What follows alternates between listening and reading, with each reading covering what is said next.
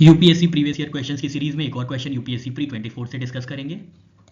UPSC pre 24 में आपसे पूछा गया था with reference to water vapour which of the following statements are correct. तो वाटर वेपर के रेफरेंस में कौन सा स्टेटमेंट सही था, कौन सा स्टेटमेंट गलत था, आपको ये बताना था।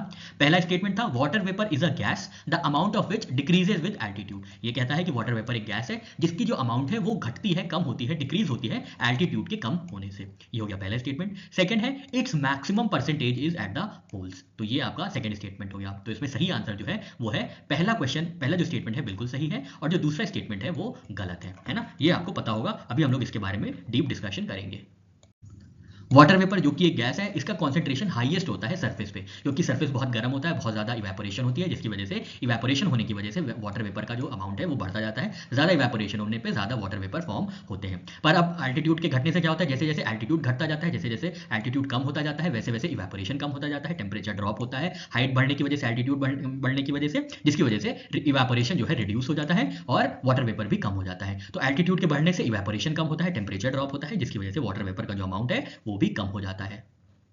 सेकंड स्टेटमेंट ये कहता था कि वाटर वेपर जो है मैक्सिमम होता है पोल्स पे, बल्कि ये गलत हो जाता है, क्योंकि वाटर वेपर जो है लोवेस्ट होता है पोल्स पे, क्योंकि कोल्ड टेम्परेचर रहते हैं, टेम्परेचर कम होता है, जिसकी वजह से इवेपोरेशन कम होता है और जिसकी वजह से वाटर वेपर कम फॉर्म होता है। तो मैक्सिमम वाटर वेपर जो है फाउंड किया जाता है, पाया जाता है इक्वेटर के पास, specially over oceans and tropical regions.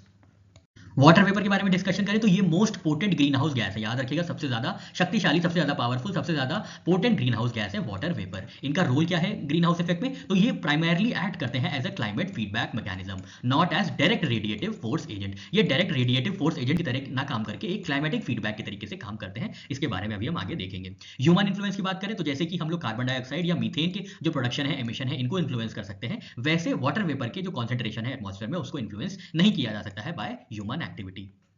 Water vapour के रेडिएटिव बिहेवियर की बात करते हैं तो ये एब्जॉर्ब करते हैं long wave radiations. Long wave radiations absorb करने के बाद वाटर वेपर जो लॉन्ग वेव रेडिएशंस आ जाते हैं, कलेक्ट हो जाते हैं, उनको री एमिट करते हैं डाउनवर्ड्स टुवर्ड्स द एटमॉस्फेयर, जिसकी वजह से क्या होता है, गर्मी हो जाती है, वार्म हो जाते हैं एटमॉस्फेयर। इसी को फीडबैक मैकेनिज्म भी कहते हैं एक तरीके से, वाटर वेपर फीडबैक। ये कैसे होता है, जैसे ही ज्यादा वाटर वेपर होंगे वैसे ही ज्यादा लॉन्ग वेव रेडिएशंस को एब्जॉर्ब किया जाएगा और ज्यादा लॉन्ग वेव रेडिएशंस जो है वो एमिट किए जाएंगे डाउनवर्ड्स टुवर्ड एटमॉस्फेयर, दस लीडिंग टू मोर वार्मिंग। तो इसको कहते हैं फीडबैक मैकेनिज्म वाटर वेपर का। तो इसको भी आपको याद रखना है। कंट्रोल मैकेनिज्म की बात करें तो वाटर वेपर को कंट्रोल किया जा सकता है एयर टेम्परेचर से। ज्यादा एयर टेम्परेचर रहेगा, ज्यादा इवेपोरेशन होगा और ज्यादा ही वाटर वेपर का कंटेंट हाई हो जाएगा। उसी तरीके से अगर एयर टेम्परेचर कम होगा तो इवेपोरेशन कम होगा और वाटर वेपर की जो अमाउंट है वो भी कम हो जाएगी।